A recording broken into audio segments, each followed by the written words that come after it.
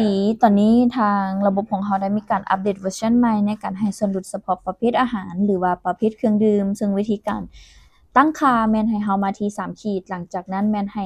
มาที่จัดการเมนูอาหารมาที่หมวดหมู่อาหารหลังจากนั้นแม่นให้สร้างหมวดหมู่ไปเลยตัวอย่างหมวดเครื่องดื่มเราเลือกประเภทไปเลยว่าประเภทใดอยู่หมวดเครื่องดื่มตัวอย่างเครื่องดื่มสามารถกดเลือกเข้าไปสามารถกดเลือกทั้งหมดแล้วกดเพิ่มไปได้เลยถ้าว่ามีหมวดโปรโมชั่นสมมุติว่าเป็นโปรโมชั่นเนาะโปรโมชั่นขึ้นมาเลยสามารถใส่ไปได้เลยแล้วโปรโมชั่นเฮาแมนอยู่มีประเภทใดๆที่ให้ประเภทที่อยู่ในหมวดหมู่โปรโมชั่นเนาะให้เฮาเลือกไปเลยตัวอย่างเอาประเภทขนมหวานกดเลือกไปทั้งหมดเลยฝั่งใส่ทะลักกดเลือกประเภทปันก็สิให้คือกันแล้วกดเพิ่มไปได้เลยการเพิ่มหมวดหมู่ถือว่าสำเร็จแล้วเนาะแล้ววิธีการให้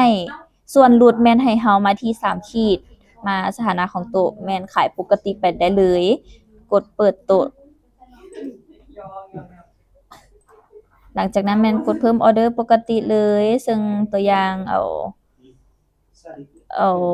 ประเภทขนมหวานเนาะเฮามีครัวซองฝั่งข้าวเช้าบ่มี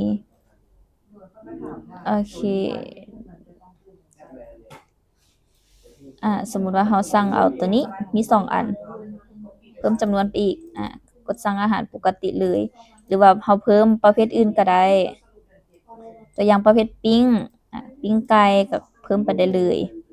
กดเลือกทั้งหมดกดเสิร์ฟแล้วซึ่งวิธีการให้ส่วนลดให้เฮามาที่ส่วนลดซึ่งส่วนลดเนาะจะมีส่วนลดทั้งหมดใบบินและส่วนลดตามหมวดหมู่ซึ่งหมวดหมู่มันจะโชว์2หมวดหมู่ตามที่เฮาสร้างขึ้นมาเลยตัวอย่างโปรโมชันซึ่งโปรโมชันเนาะจะมีอยู่2รายการที่ลูกค้าสั่งมาที่อยู่ในหมวดโปรโมชันเนาะให้เท่าใดให้ 10% ก็กดไปได้เลย 10%แล้วเพิ่มส่วนลดไปได้เลย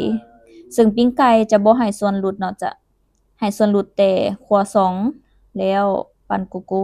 4หลังจากนั้นแม่นกดเช็กเอาต์ไปได้เลยกดพิมพ์บิลให้กับลูกค้าหลังจากนั้นเราก็เช็กบิลเงินโอนเลือกธนาคารหลังจากนั้นพิมพ์บิลและรายเงินไปได้เลย